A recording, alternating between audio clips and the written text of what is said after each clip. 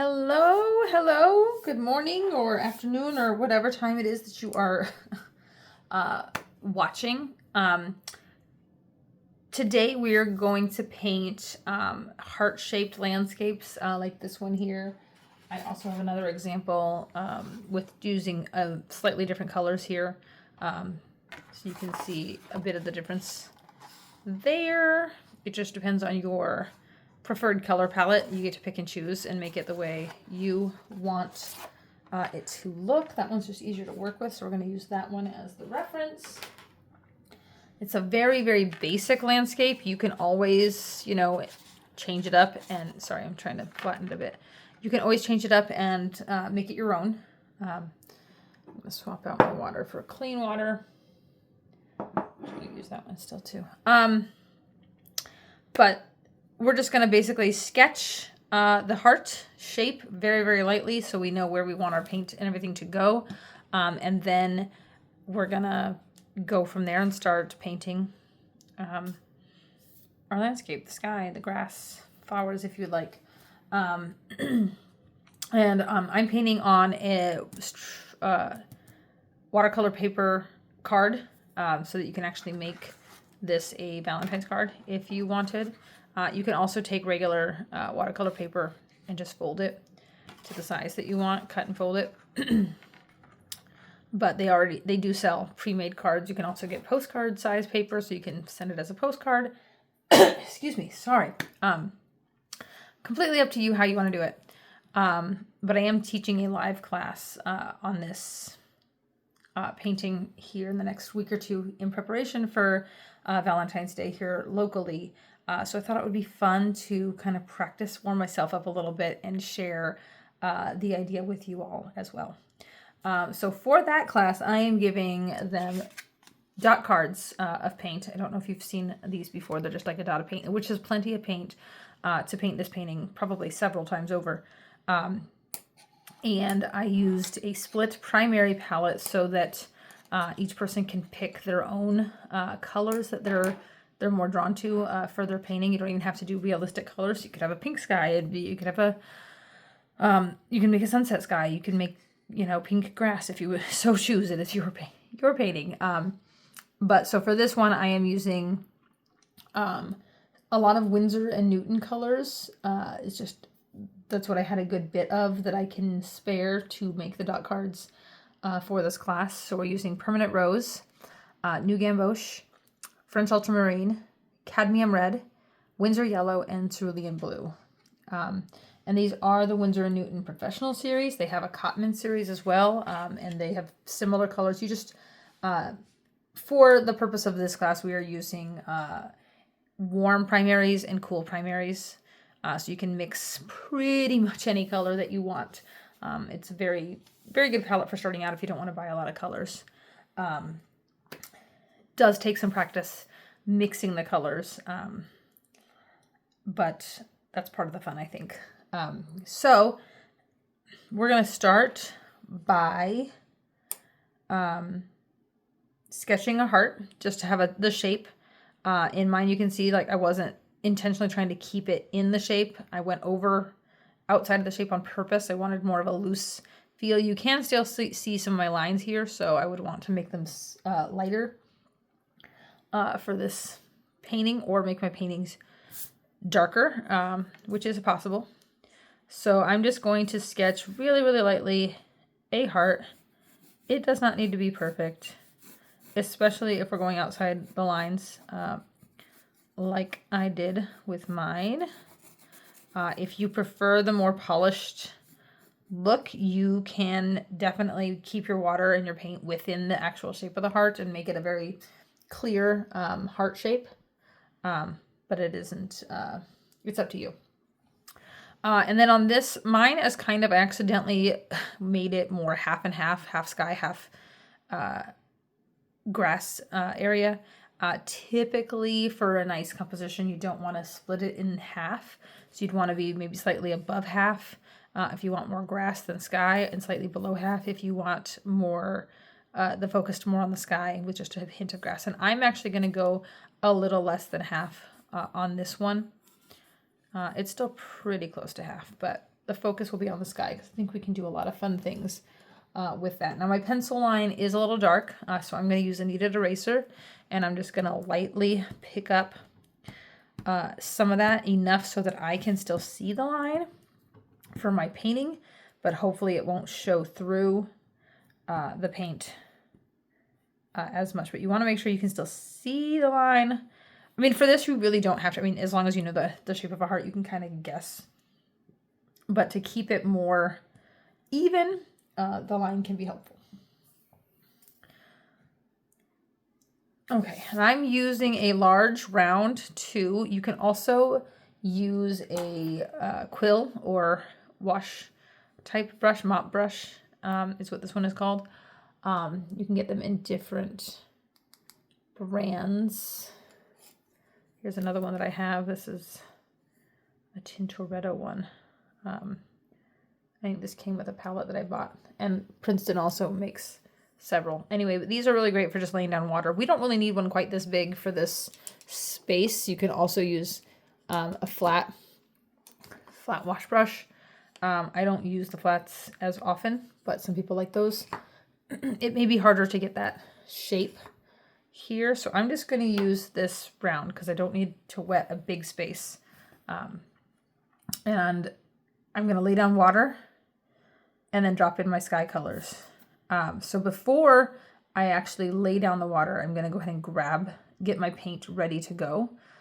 Because once I lay down the water, I want this to be dropped in quickly. And I will say I mixed some color earlier, and so I got to kind of lift some of this green off of my blue. I was practicing earlier, so some of my paints already have color mixed into them. But okay, now I can take the blue, and it's clean and ready to go. And I'm making I like this color palette a little bit better, so I'm going with that more light color. I'm using the Cerulean blue. If you want a darker sky, like that other example here, you would want more of the French Ultramarine blue. And this was just one layer of sky. We can do multiple layers if you want more color. So clean water, and I am just laying the water down to my horizon line in the rough shape of the heart. Because I want mine to be a little more loose, I'm actually going past the lines. I'm not worried about staying within the lines, except down here at the horizon. I don't want to go too far past that because I don't want the sky getting into my grass. But it doesn't need to be perfect within the line unless that's the look you're going for. And if it is, then just carefully get your water only within your line. And then we're going to grab that paint and try to keep a nice dark value up near the top of the heart. And then we'll gradually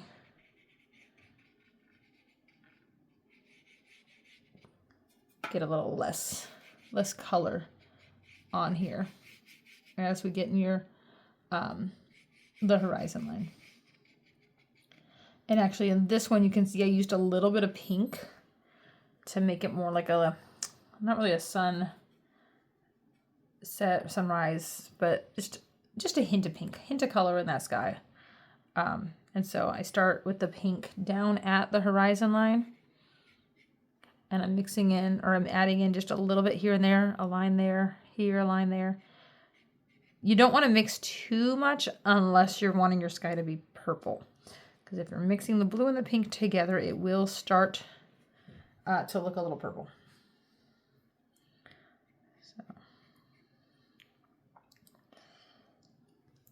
Okay, and then we can even lift out some clouds, but I think this is a very, very light colored sky.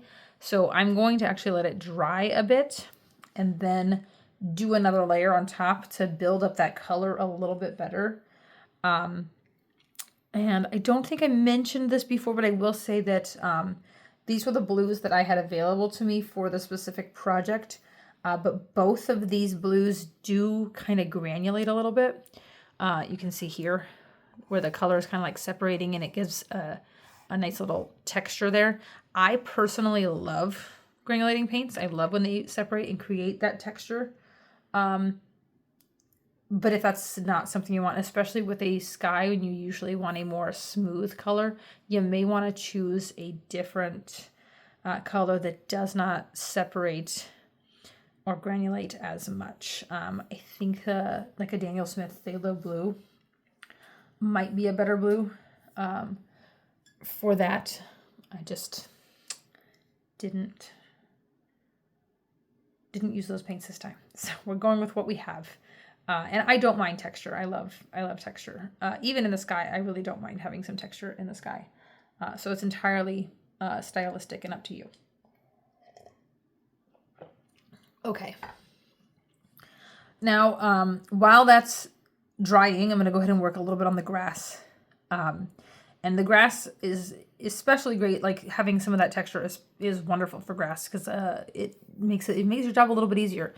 Grass is very textured, and so using paints that already have that texture can be very beneficial.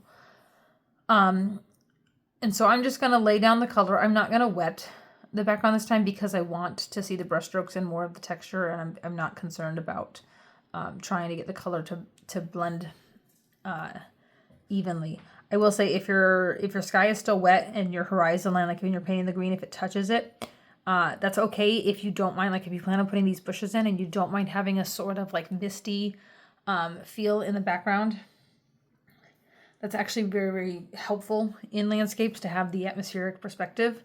So having the paint disperse into the sky isn't a big deal if that is the look you're going for. If you do not want that, then when you're painting, try not to touch the horizon line or wait till it's completely dry. Because otherwise, if it's still damp, the paint will go into your sky. So just something to keep in mind. And so now I like a nice yellowish grass color, and I like the darker colors. Even though I'm using the lighter color for the sky, I'm gonna kind of like mix them a little bit and use the warmer colors for the grass. And so I'm gonna get some areas more green. I'm gonna mix a slightly darker area back here so I can have some shadows. It's good to have an assortment of greens. Sorry. I apologize. I have something in my throat. It's that time of year. Okay, so I'm going to start with kind of my light to middle color, and I'm just going to kind of go across, and I'm filling in the space of the heart. I don't mind if I'm leaving some white space because I'm going to fill in with some other colors too. And remember, I don't mind going past the heart. I actually want to, but if you wanted to keep yours in there, just be mindful of where your pencil lines end. Adding some darker areas here and there. Just blending those out. And for this part, it doesn't need to be perfect. We're just laying them in there. And I like the varying textures and colors in the grass, and I'm going to leave that for now. We will come back and add more layers to this in a bit. Sorry, I know I'm doing exactly what I said not to do, so I don't want to... I don't always follow my own rules, and I've created a bleed there, but that's okay, because in grass with the texture, a bleed is fine. Okay, so now mine was dry enough at the top that it didn't bleed out. I may go back and add some more green right after we do our next layer of sky, just because I don't mind that, and I kind of want that misty green, so I want my green to kind of blend into the sky just a little bit. And I'll use a darker green to get kind of these darker colors. And then we'll go over it again for a more detailed layer. And I'm just feeling, I don't want to touch it, but you can kind of feel if it's damp. It's still a little bit damp, so we're going to let that dry just a bit more before we do another layer. But my sky is just really, really light, and I would like it to be more noticeable and obvious that it is, you know, the shape of a heart to the sky, and you kind of lose that a little bit on the side here. So I'm going to pause my recording for a bit and let this dry. If you want to do the same and work on either something else for a moment and come back when it's dry. If you have a heated craft tool, you can use that to kind of speed up the drying process. I don't typically use it unless absolutely necessary. I don't know why. It's just a personal preference. I just prefer to wait for it to dry naturally. I typically work on multiple paintings at a time, so that's what I'll typically do. But this really should not take that long to dry. It's already fairly dry. Just this specific paper doesn't hold the moisture as long. So I will be right back. Okay, I am back, and I will say that I do believe the paper is still a little bit damp. I can tell because it's kind of cold feeling where the heart is. But I think it's dry enough for us to do this next layer of the sky so we can move on and get this painting finished. So I'm going to do the same thing I did before, except that now there's a layer of color there. We're going to wet the whole top half of the heart where we want the sky to be. And then I'm going to take those colors and drop them in. And hopefully, because we already have one layer, it's going to layer on top of it, and the sky should be a bit darker with, more color. So I'm going to get some more clean water. And again, I'm just going to go across what's already painted. Extend a bit. I'm just trying to fill that paper in. I don't want it to be pooling. I want a nice area here covered, and then I'm going to grab the paint. I want a nice bit of that dark blue, of that cerulean blue. Sorry, I want more paint than water. Okay, and so now I'm just going over the top here, and again I'm making it darker up at the top of the sky. I do want a little bit more color as we come down. It almost gets a little bit green looking, which I don't love. It's possible I had some green in my brush when I started this, but that's okay. So, and now I'm going to grab a little bit more of that pink because we did lose a lot of the pink. I remember I still want it to be fairly light. I'm going to start down here, and I'm just going to kind of add some pink in the sky in between where all the blue is. And then while this is still wet, I'm going to quickly get some of this darker green for my grass horizon line, and I'm going to go like right up there where the sky is and kind of let it, kind of encouraging it to bleed out a little bit. I'm just adding some of that color there. I don't want it to go all the way across, just because you can see in my example I only have the trees in some areas. And then I'm just going to grab some more, and since I've laid some color down there, I'm going to add some more color in the rest of the heart to kind of keep filling that in. And I'm kind of bouncing around so I can have those various colors and textures still. And I don't mind if there's some bleeding in the background, because I'm going to do the more detailed trees up front here in a bit.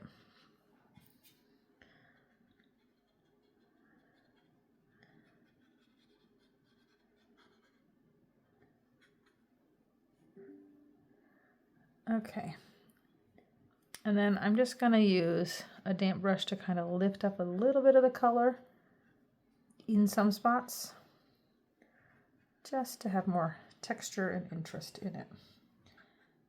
Okay.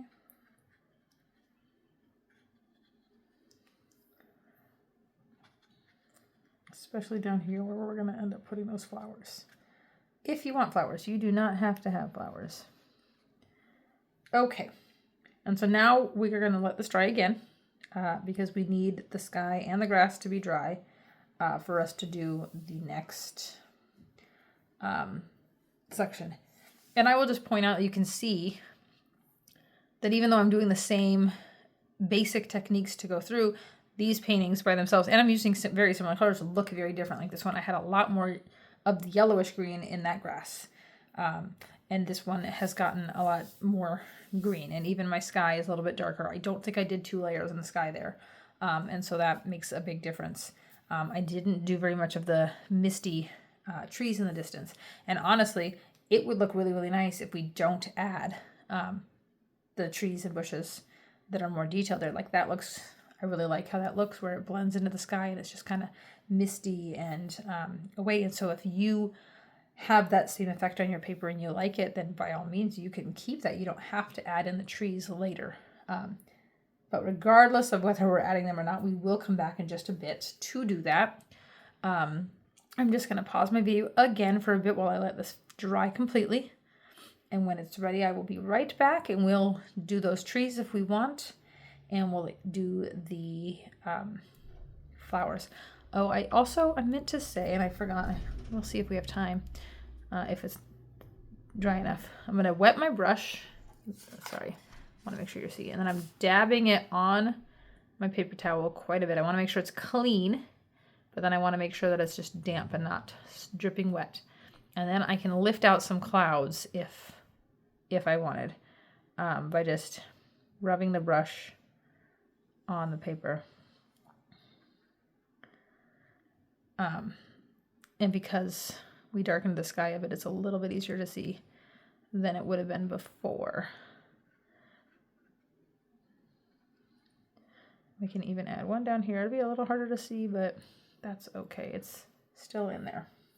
But there we go. If you want to add some clouds, that's a good way to do it. You can also add them with bleed-proof white if you have it, but it'll give a different feel to the painting because it's it's an opaque type paint, and it'll just be a little more noticeable.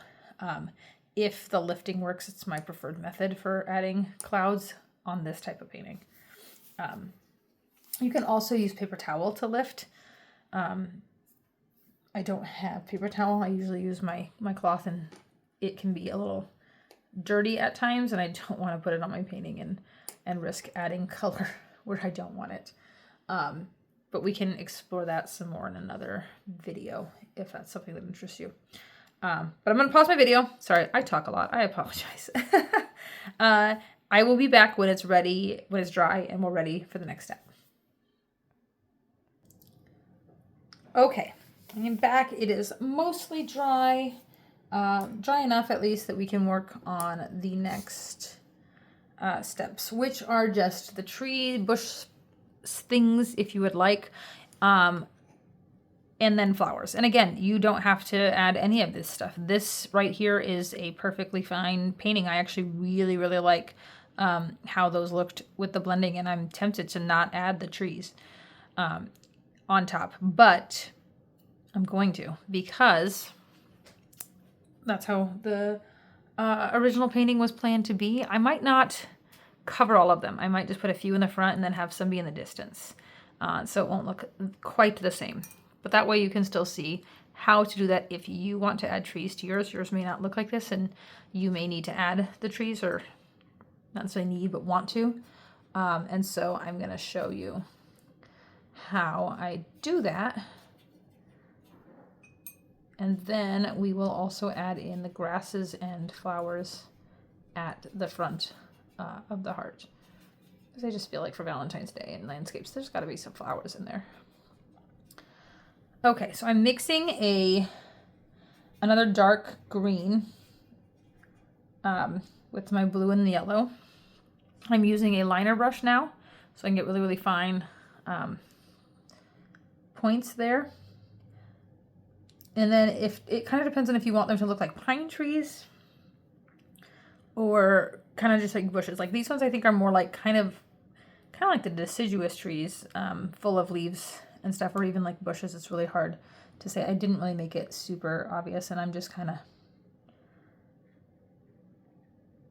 plopping down color in various spots here.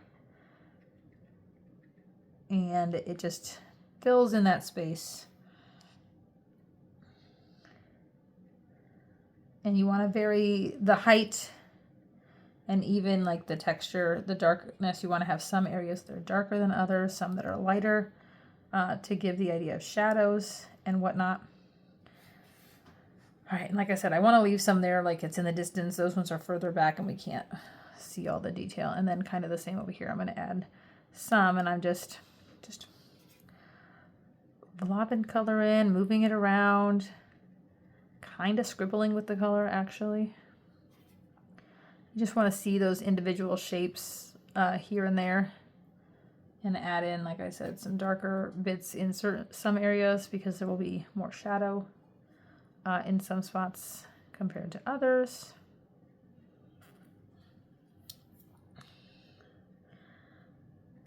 Okay.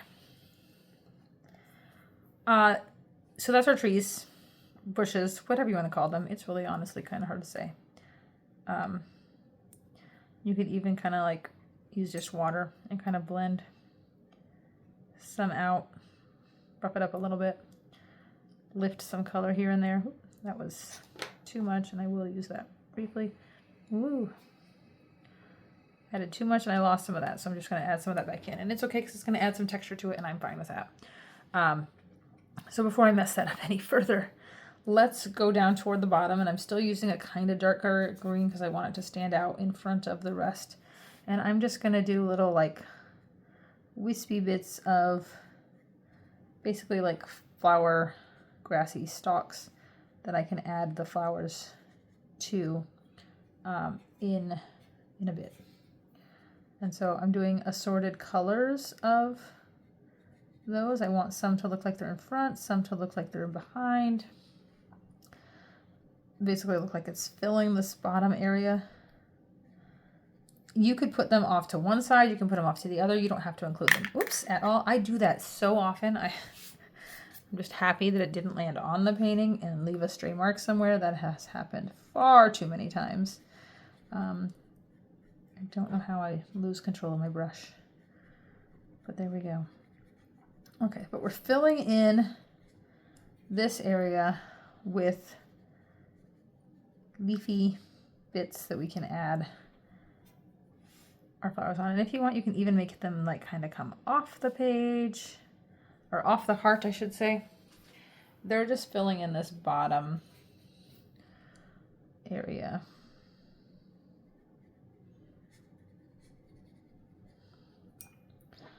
More or less. Okay. And then we're gonna go in with a red or pink. It's entirely up to you. I will say this one is darker, so it is gonna be a little bit harder for some of that color to stand out. We wanna make sure we get a nice thick amount of paint on our brush when we're doing this because we want it to stand out over the greens. I'm using the cadmium red. I really liked how that red popped with these greens on this landscape. And I'm just gonna do just some little blobs of green near the tops of these stems that I added. And it doesn't need to be perfect. You don't need to fill them all. Some of them can just be extra little stems, maybe flowers growing. You can put some in here lower for the like lower looking stems. They're not all going to be the same size. Some might be covered by other stems, so it's okay if it's only like half of a little mark there. But it just I just like how what it adds to the painting to have this lovely red with these greens. Since they're complementary colors, they just look really nice together. And I'm almost making them look like almost heart-shaped. They're like kind of like tulips, but I'm really just throwing the paint down any old way to make a circular or heart shape or just whatever. Sprinkle one in here lower. These are a little, these look a little more controlled than these. Those ones I kind of did the same thing I did with the trees, except with red and not too much because I wanted a lot more white space. These are a little more controlled, but either way, depends on the look that you want to go for there. But that is our painting.